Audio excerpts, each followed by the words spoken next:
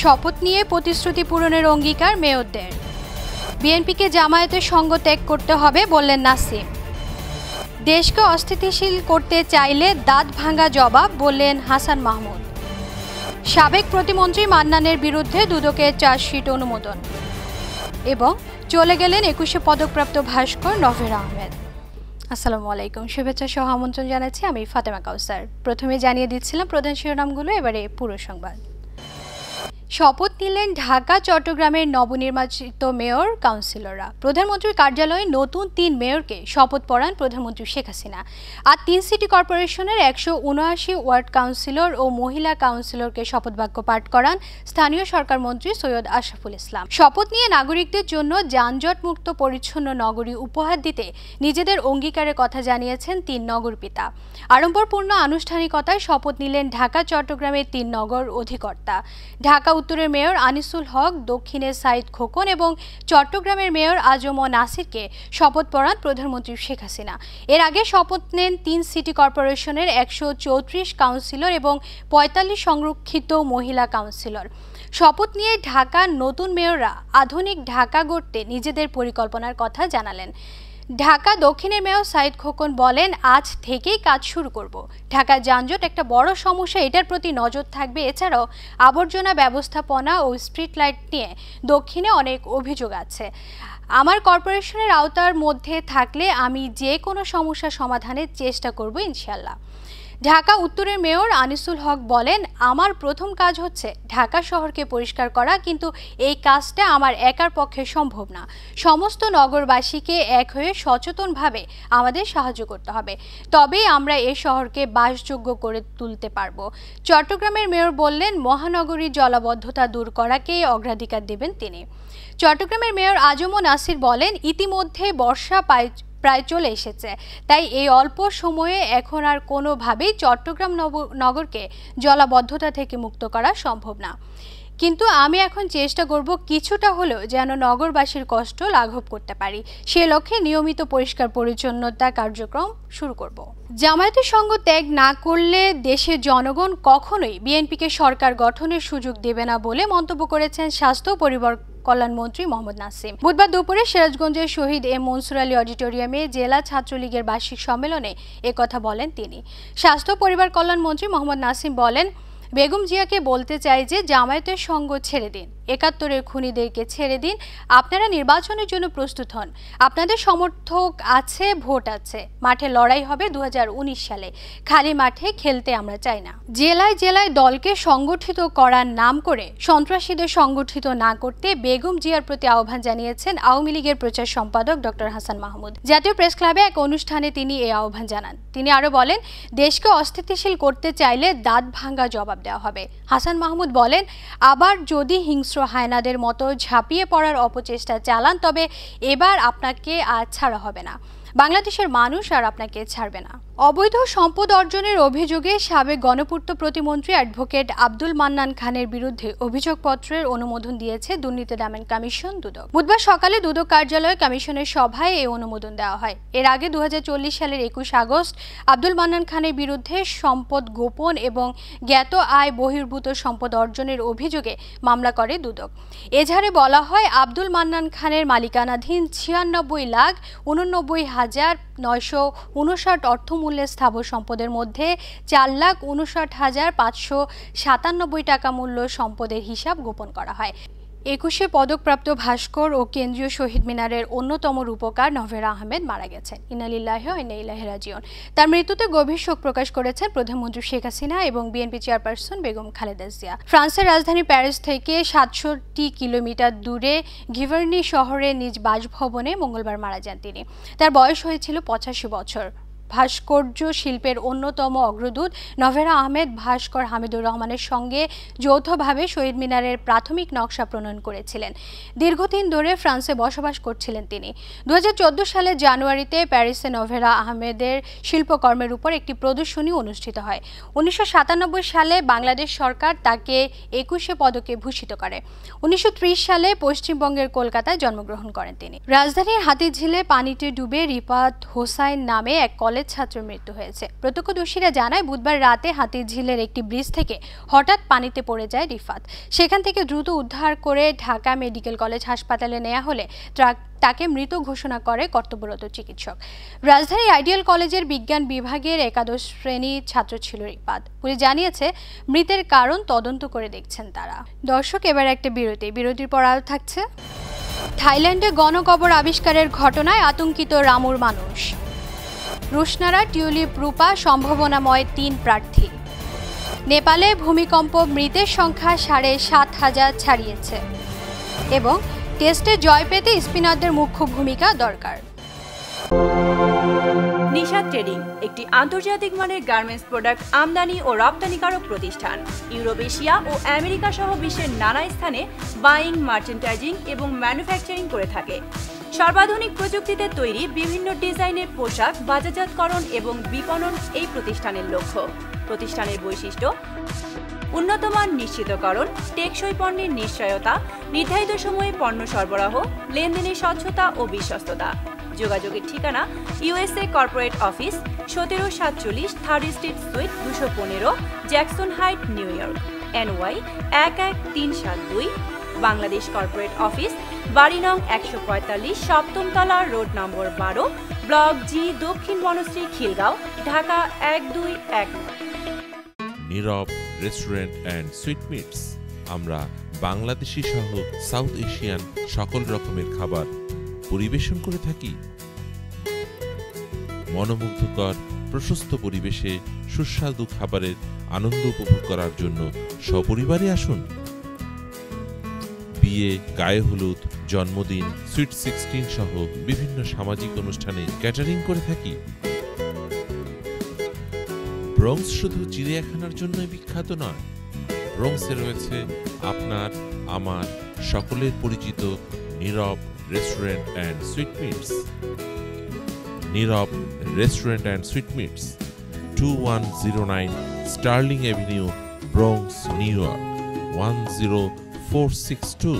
Al Aqsa halal meat and সুপারমার্কেটে আমরা Bangladesh, south Asia, Africa সহ বিভিন্ন দেশের খাদ্যদ্রব্য সঠিক মূল্যে বিক্রি করে থাকি। এখানে পাবেন হালাল beef, goat, chicken, frozen fish, fresh vegetable, cooking accessories, বিভিন্ন ব্র্যান্ডের কসমেটিক্স এবং গিফট আইটেম সহ নানা সামগ্রী।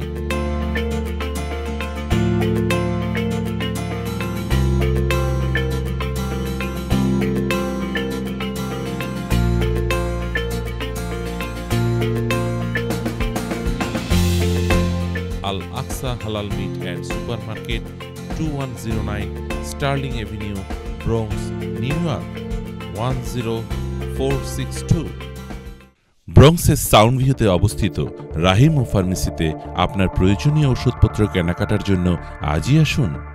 রাহিম ও ফার্মেসি ব্রঙ্কসে অবস্থিত একমাত্র ফার্মেসি যেখানে সর্বপ্রকার ইন্স্যুরেন্স কার্ড, মেডিকেড, মেডিকেয়ার গ্রহণ করা হয়। Assalamu alaikum. Welcome to Rahimo Pharmacy. We're located at 607 Soundview Avenue of the Soundview area in the Bronx. We have been servicing the neighborhood for almost 30 years. We accept Medicaid, Medicare, private insurances, and HMOs. We also have free delivery. We guarantee you full satisfaction with prompt, cordial, and courteous service. আপনার, আমার, সকলের pharmacy Rahim ও pharmacy, 607 Soundview Avenue, Bronx, New York. প্রবাসী বাংলাদেশিদের অধিকতর সেবার প্রত্যয়ে doctor Reza Chowdhury পরিচালিত ওয়েসেস্টার Medical Health care সেন্টারে সকল ধরনের রোগের চিকিৎসা সেবা দেওয়া হচ্ছে। আমরা সব ধরনের ইন্স্যুরেন্স এবং মেডিকেড ও মেডিকেয়ার গ্রহণ করে থাকি। আসসালামু আলাইকুম, আমি ডক্টর রেজা চৌধুরী, একজন ইন্টারনাল মেডিসিন বিশেষজ্ঞ। আমি প্রায় দীর্ঘ 10 বছর যাবৎ ব্রঙ্কসের পার্চেস্টার এলাকায় চিকিৎসা দিয়ে আসছি। আমি বাঙালি সহ আমেরিকান অন্যান্য বিভিন্ন ধরনের রুগী, জাতীয় রুগীদের চিকিৎসা করে থাকি। আপনারা আমার ক্লিনিকে আসুন এবং আপনাদের চিকিৎসার সুযোগ দিন। আমি কনফিডেন্ট দ্যাট আমাদের চিকিৎসা আপনারা উপকৃত হবেন।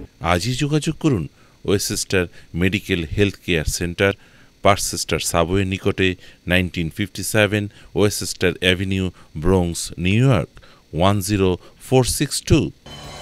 প্রিয় দর্শক, আবারও স্বাগত মিলেনিয়াম সংবাদে। বন্দরনগরী চট্টগ্রামে এবার বখাটে এবং যৌন নিপীড়কদের প্রতিরোধে স্কুল শিক্ষার্থীদের পাশে দাঁড়ালো পুলিশ প্রশাসন। এক্ষেত্রে শুধু প্রতিরোধ নয়, আইনি কাঠামোর মাধ্যমে বখাটে ও নিপীড়কদের প্রতিহতেরও ব্যবস্থা করবে পুলিশ। শুধুমাত্র একটি মোবাইল নম্বরের মাধ্যমে বখাটেদের গোপন তথ্য চলে যাবে পুলিশের শীর্ষ কর্মকর্তাদের কাছে। এ ব্যাপারে শিক্ষার্থীদের সচেতন করে তুলতে বুধবার দুপুর থেকে নগরীর গার্লস স্কুলগুলোতে পুলিশের পক্ষ থেকে শুরু হয়েছে বিশেষ কর্মসূচি। দুপুর 12টায় নগরীর ডাক্তার খাস্তগীর বালিকা বিদ্যালয় মাঠে চলছিল অ্যাসেম্বলি। এ সময় সেখানে উপস্থিত হন পুলিশের শীর্ষ কর্মকর্তারা। শিক্ষা প্রতিষ্ঠান কিংবা পথে ঘাটে যে কোনো স্থানে যৌন নিপীড়নের শিকার শিক্ষার্থীদের পাশে দাঁড়ানোর অভিনব পদ্ধতি সবাইকে জানান তারা। বগুড়ায় অপহরণের 3 দিন পর গণপূর্ত বিভাগের কর্মকর্তা আব্দুল মান্নানকে উদ্ধার করেছে পুলিশ। এ সময় অপহরণকারী চক্রে 5 সদস্যকে আটক করা হয়েছে। জেলা পুলিশ সুপার জানান, গত রোববার বিকেলে অফিস শেষে বাড়ি ফেরার পথে গণপূর্ত বিভাগের কার্য সহকারী আব্দুল মান্নান শহরের জহরলুল শহর থেকে অপহরণ করা হয়। ওই দিনই অপহরণকারীরা তার পরিবারের কাছে মোবাইল ফোনে 8 লাখ টাকা মুক্তিপণ দাবি করে। পরে বিষয়টি পুলিশকে জানানো হলে মঙ্গলবার রাতে মোবাইল ট্র্যাকিং এর মাধ্যমে শহরের দক্ষিণ পাড়ার একটি বাড়ি থেকে আব্দুল মান্নানকে উদ্ধার করা হয়। এ সময় ঘটনাস্থল থেকে এক নারী সহ 5 অপহরণকারীকে আটক করা হয়। এদিকে এই চক্রটি দীর্ঘদিন ধরে অপহরণের সঙ্গে জড়িত বলে জানিয়েছে পুলিশ। দ্বিতীয় দিনেও উদ্ধার হয়নি বাগেরহাটের পূর্ব সুন্দরবনের ভোলা নদীতে ডুবে যাওয়া সারবাহী জাহাজ জাবালে নূর। ঘটনা তদন্তে জেলা প্রশাসন ও বন বিভাগ আলাদা 2টি তদন্ত কমিটি গঠন করেছে। পানির গুণগত মান ও জলজ প্রাণীর ক্ষতির আশঙ্কা করছেন পরিবেশবিদরা। বুধবার সকালে বন বিভাগের উদ্যোগে 5 থেকে 6 জন শ্রমিক জাহাজে থাকা গলে যাওয়া সার অপসারণের কাজ শুরু করলেও প্রচণ্ড জোয়ারের কারণে তা বন্ধ রয়েছে। বন বিভাগ জানায়, মঙ্গলবার রাতে জাহাজের কর্মচারীরা পালিয়ে গেছে। এদিকে শরণখোলা রেঞ্জ কর্মকর্তা এসিএফ কামাল উদ্দিন বাদী হয়ে জাহাজ কর্তৃপক্ষকে আসামি করে শরণখোলা থানায় একটি মামলা করেছেন। এছাড়া ঘটনা তদন্তে বাগেরহাটের অতিরিক্ত জেলা প্রশাসক শফিকুর রহমানকে প্রধান করে 5 সদস্যের একটি এবং পূর্ব সুন্দরবন বিভাগীয় রেঞ্জ কর্মকর্তা আমির হোসেনকে প্রধান করে 4 সদস্যের আরও একটি তদন্ত কমিটি গঠন করা হয়েছে। গতকাল বিকেলে 500 মেট্রিক টন পটাশ সার নিয়ে জাবালে নূর নামে সিরাজগঞ্জগামী একটি জাহাজ শরণখোলা রেঞ্জের মরা ভোলা এলাকায় ডুবে যায়। প্রিয় দর্শক, এবার জানিয়ে দিব মিলেনিয়াম আন্তর্জাতিক সংবাদ।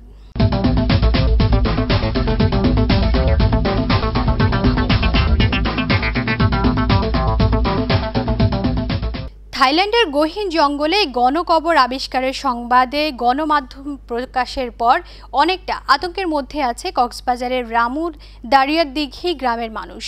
গত কয়েক বছর ধরে দালালের হাত ধরে সাগর পথে অবৈধভাবে মালয়েশিয়া পাচার হওয়া এই গ্রামের অন্তত 20 জন শিশু নিখোঁজ রয়েছে। জেলা পুলিশ বলছে, তথ্য পেলে এই বিষয়টি খতিয়ে দেখা হবে।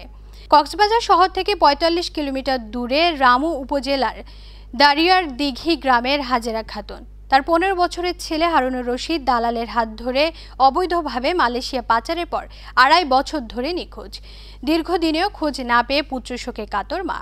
হারুনের মতো রামুর দারিয়াদিঘি গ্রামের অন্তত 20 জন শিশু বেশ কয়েক বছর ধরে নিখোঁজ, যাদের প্রত্যেকের বয়স 15 থেকে 18। স্বজনদের দাবি, নানা প্রলোভন দেখিয়ে স্থানীয় দালাল জসিম, মফিজ, শের আলী ও আব্দুর রহিম পাচার করছে এসব শিশুকে। স্থানীয়দের দেয়া তথ্য অনুযায়ী মানব পাচারকারী মফিজ ও জসিমের বাসায় গেলে তারা জানালা ভেঙে পালিয়ে যায়।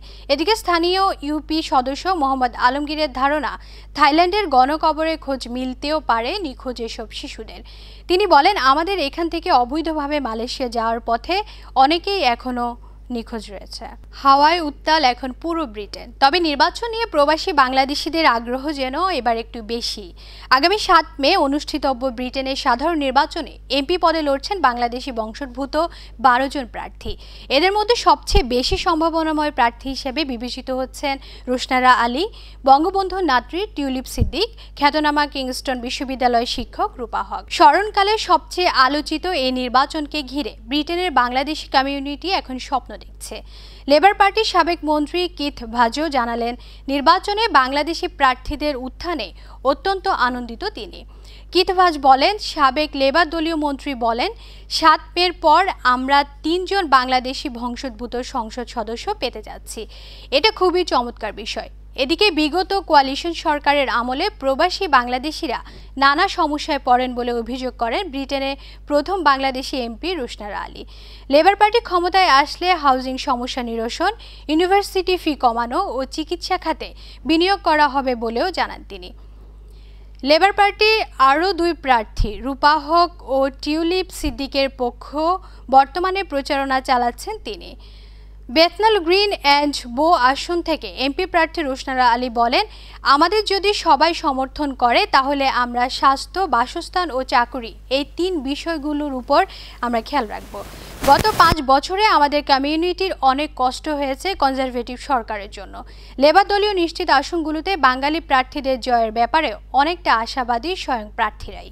বাংলাদেশ ভারত স্থল সীমান্ত চুক্তি সংক্রান্ত বিল ভারতের রাজ্যসভায় পাশ হওয়া সেদেশের সরকার ও সংসদকে অভিনন্দন জানিয়েছেন পররাষ্ট্র প্রতিমন্ত্রী শাহরিয়ার আলম। বুধবার বিকালে পররাষ্ট্র মন্ত্রণালয়ে এক সংবাদ সম্মেলনে তিনি এ প্রতিক্রিয়া জানান। এছাড়া ছিটমহলের মানুষগুলোর নাগরিক সুবিধা দ্রুত ফিরিয়ে দিতে বাংলাদেশ উদ্যোগ নেবে বলেও জানান তিনি। এ সময় প্রতিমন্ত্রী শাহরিয়ার আলম বলেন, ভারতের পররাষ্ট্র মন্ত্রণালয় এবং সংসদকে আমি অভিনন্দন জানাই। দীর্ঘ সময় লাগলেও এখন আমরা একটি বাস্তবায়নের পথে এগিয়ে গেলাম। সেখানে যে মানুষগুলো বাস করছে তারা যাতে দ্রুত নাগরিক সুযোগ সুবিধা ফেরত পায় সেই বিষয়ে আমরা উদ্যোগ গ্রহণ করব এবং ভারত সরকার ইতিমধ্যে এ ব্যাপারে সম্মতি দিয়েছে। নেপালে ভয়াবহ ভূমিকম্পে মৃতের সংখ্যা বেড়ে 7,500 ছাড়িয়ে গেছে বলে জানিয়েছেন দেশটির স্বরাষ্ট্র মন্ত্রণালয়। ভূমিকম্পে দেশটির 90% পুরাকীর্তি ধ্বংস হয়ে যাওয়ার মুখে থুবড়ে পড়ার আশঙ্কায় আছে দেশটির পর্যটন ব্যবসা। এই ক্ষতি কাটিয়ে উঠতে 10 বছর সময় লেগে যেতে পারে বলে জানা গেছে। এদিকে আশ্রয় শিবিরগুলোতে অবস্থানরত গৃহহীন হাজার হাজার মানুষের মধ্যে হামসহ বিভিন্ন পানিবাহিত রোগ ছড়িয়ে পড়তে পারে এমন আশঙ্কা থেকে শিশুদের প্রতিষেধক দিতে শুরু করেছে স্থানীয় ও আন্তর্জাতিক সংস্থা। নেপালে ভয়াবহ ভূমিকম্পের 11 দিন পেরিয়ে গেলেও এখনও প্রতিটি কোণায় দুর্যোগের ক্ষতচিহ্ন স্পষ্ট। হাহাকার থামেনি লাখ লাখ মানুষের। প্রার্থনা ছাড়া আজ যেন কিছুই করার নেই এই সহায় সম্বলহীন মানুষগুলোর। মৃতদেহের সৎকার চলছে এখনও। পর্যটন নির্ভর এই দেশ কবে নাগাদ পুরোপুরি ক্ষতি কাটিয়ে উঠবে সেটাই এখন বড় প্রশ্ন হয়ে দাঁড়িয়েছে। কয়েকশো বছরের পুরনো নান্দনিক স্থাপনাগুলোর 90%রই এখন বেহাল দশা, যা মেরামতে অন্তত কয়েক কোটি ডলারের প্রয়োজন বলে জানান প্রত্নতত্ত্ববিদরা। প্রত্নতত্ত্ব বিভাগের প্রধান ভেশনারায়ণ দাহাল বলেন, প্রায় সব পুরাকীর্তিতে ফাটল ধরেছে, পুরোপুরি গুড়িয়ে গেছে বেশ কয়েকটি। এই ক্ষতি কাটিয়ে উঠতে 5 থেকে 6 বছর সময় লাগবে। প্রচুর অর্থেরও প্রয়োজন। তবে এসব নিদর্শন আমাদের গর্ব, আমরা এদের রক্ষা করবই। দেশটির স্বরাষ্ট্র মন্ত্রণালয়ের তথ্য অনুযায়ী ভূমিকম্পে এ পর্যন্ত মৃতের সংখ্যা 7,500 ছাড়িয়েছে। আহত হয়েছে প্রায় 15,000 মানুষ। ক্ষতির মুখে পড়েছে 38টি জেলার অন্তত 80 লাখ অধিবাসী, যাদের মধ্যে 10 লাখই শিশু। প্রিয় দর্শক, এবার জানিয়ে দিব মিলেনিয়াম খেলার সংবাদ।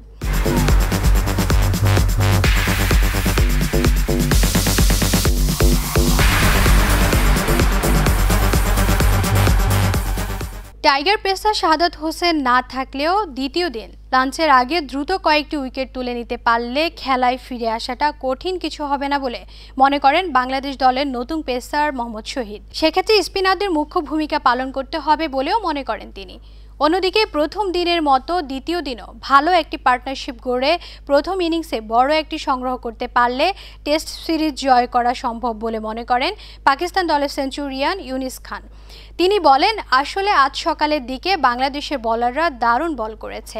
সেখান থেকে আমরা একটি বড় জুটি গড়ার চেষ্টা করছিলাম এবং সফলও হয়েছি।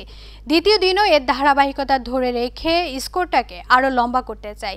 তিনি আরও বলেন, বাংলাদেশ দলেও বেশ কয়েকজন ভালো মানের ব্যাটসম্যান রয়েছে, তবে আমরা সর্বোচ্চটুকু নিংড়ে দিয়ে হলেও এই ম্যাচ জিতে টেস্ট সিরিজ জিতে চাই। মুন্সিগঞ্জে বঙ্গবন্ধু গোল্ড কাপ ফুটবল টুর্নামেন্টে চ্যাম্পিয়ন হয়েছে নরসিংদীর দক্ষিণ শিলামন্দি প্রাথমিক বিদ্যালয়। তীব্র প্রতিদ্বন্দ্বিতাপূর্ণ এই খেলায় ট্রাইব্রেকারে 3-0 গোলে তারা হারায় ময়মনসিংহের কোড়াকান্দুলিয়া প্রাথমিক বিদ্যালয়কে। বুধবার বিকেলে মুন্সিগঞ্জের শ্রীনগর স্টেডিয়ামে নির্ধারিত সময়ের মধ্যে দুটি স্কুলের কোনো দলই গোল করতে না পারায় খেলা গড়ায় ট্রাইব্রেকারে। আর তখনই কোড়াকান্দুলিয়া প্রাথমিক বিদ্যালয়কে ৩-০ গোলে হারিয়ে চ্যাম্পিয়ন হয় দক্ষিণ শিলামন্দি প্রাথমিক বিদ্যালয়। এদিকে একই মাঠে ফজিলতুন্নেসা মুজিব গোল্ড কাপে ফরিদপুরের পশ্চিমচর নাসিরপুর সরকারি প্রাথমিক বিদ্যালয়কে ৯-০ গোলে হারিয়ে চ্যাম্পিয়ন হয়েছে ময়মনসিংহের দোবাউড়া কলসিন্দুর সরকারি প্রাথমিক বিদ্যালয়ের মেয়েরা। বিজয়ীদের মাঝে পুরস্কার বিতরণ করেন প্রাথমিক ও গণশিক্ষা মন্ত্রী মোস্তাফিজুর রহমান, ক্রীড়া উপমন্ত্রী আরিফ খান জয় ও স্থানীয় সংসদ সদস্য সহ গণ্যমান্য ব্যক্তিবর্গগণ। প্রিয় দর্শক, সংবাদ শেষ করব তার আগে প্রধান শিরোনামগুলি জানিয়ে দিব আরও একবার। শপথ নিয়ে প্রতিশ্রুতি পূরণের অঙ্গীকার মেয়রদের। বিএনপিকে জামায়াতের সঙ্গ ত্যাগ করতে হবে বললেন নাসিম। দেশকে অস্থিতিশীল করতে চাইলে দাঁত ভাঙা জবাব বললেন হাসান মাহমুদ। সাবেক প্রতিমন্ত্রী মান্নানের বিরুদ্ধে দুদকের চার্জশিট অনুমোদন এবং চলে গেলেন ২১শে পদকপ্রাপ্ত ভাস্কর নভের আহমেদ। এই ছিল মিলেনিয়াম সংবাদে। যে কোনো খবর পেতে লগ ইন করুন millenniumtv.net। সঙ্গে থাকুন মিলেনিয়ামের। আল্লাহ হাফেজ।